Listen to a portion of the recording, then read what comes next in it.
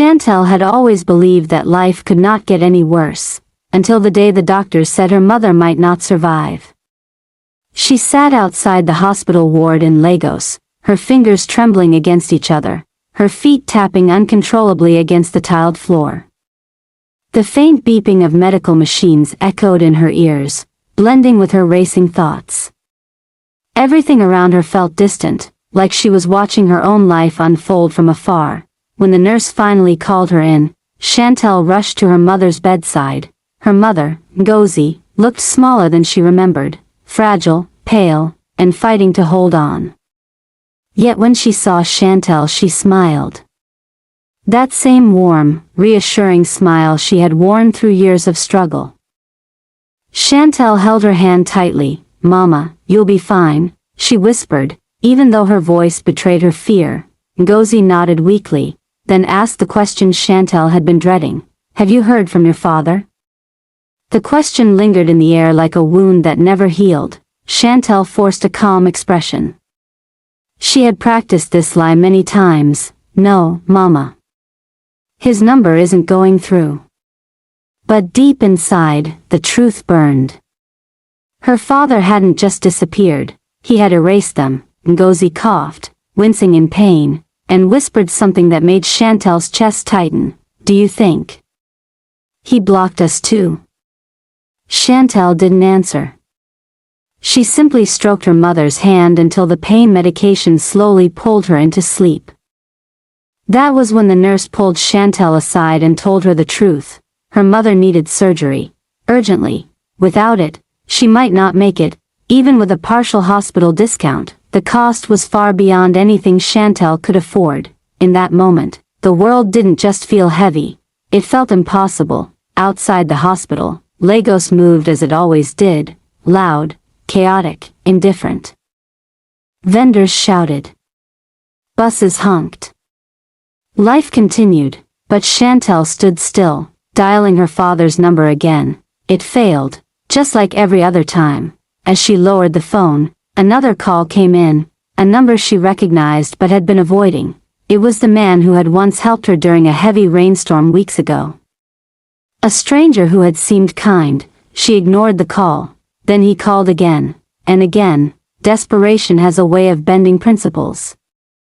By the time she boarded a bus home, her resolve had begun to crack. She typed a message asking for help. Then deleted it, typed again. Deleted again. Finally, with shaking fingers, she sent it. "My mom is in the hospital.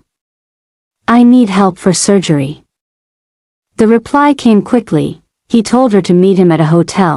Chantelle hesitated. Every instinct warned her not to go. But her mother's face flashed in her mind. The weakness, the pain, the fading strength. And just like that, fear lost to desperation. The hotel stood quietly on a dim street, its walls holding secrets that no one spoke about. Chantelle's heart pounded as she climbed the stairs to the room he had mentioned, room 6. She knocked, the door opened slowly, the man smiled. At first, everything seemed normal. He offered her a drink, she refused. Asked her to sit, she declined. Then he placed a bag of money on the table, more money than she had ever seen in her life. "This can save your mother," he said. Hope flickered, but it didn't last, because then he added, "It comes with a condition." Something inside Chantelle shifted, the air in the room changed. Before she could speak, the man began talking about her father. Not casually, not vaguely, but with disturbing familiarity. He knew things no stranger should know. Then he said it, the truth that shattered everything she thought she understood about her life.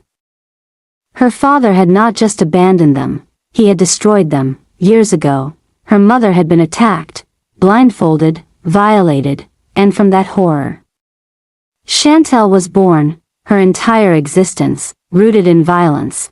Her breath caught in her throat. The room began to spin, and before she could fully process the weight of his words, he grabbed her. What followed was not just an act of violence, it was the repetition of history, a cycle, cruel, deliberate and unforgiving.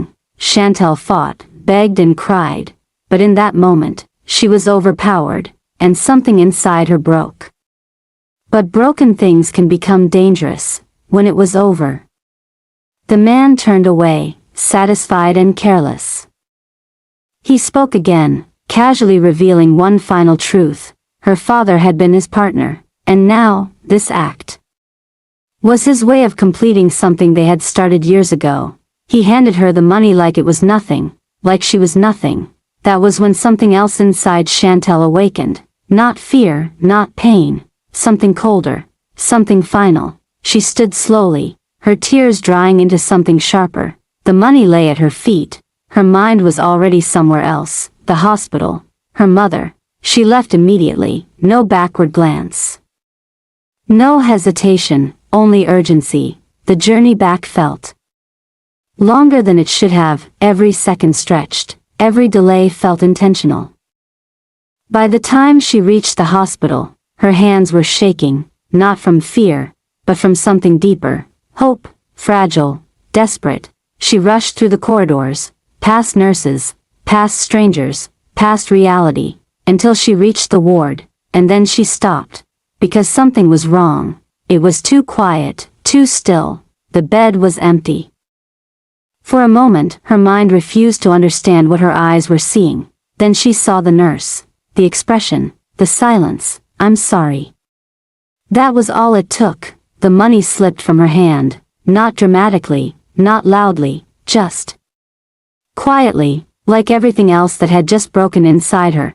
She didn't scream, didn't cry, didn't collapse, because the pain was too deep for that. It didn't explode, it sank, heavy, permanent. She had done it. She had given everything, and it still wasn't enough. Her mother was gone. Hours later, Chantelle sat alone. The hospital had moved on, just like the world always does. But she hadn't. Because something had changed, not suddenly. Not violently, but completely. Grief didn't consume her, it sharpened her. Her mind began to replay everything. The man, his words, her father, the truth, the past, the connection between them. And then something clicked. This wasn't random. It was never random. Her life, her pain, her mother's suffering, all of it traced back to two men, one who created the darkness, and one who continued it. For the first time since the hospital, Chantelle felt something rise inside her.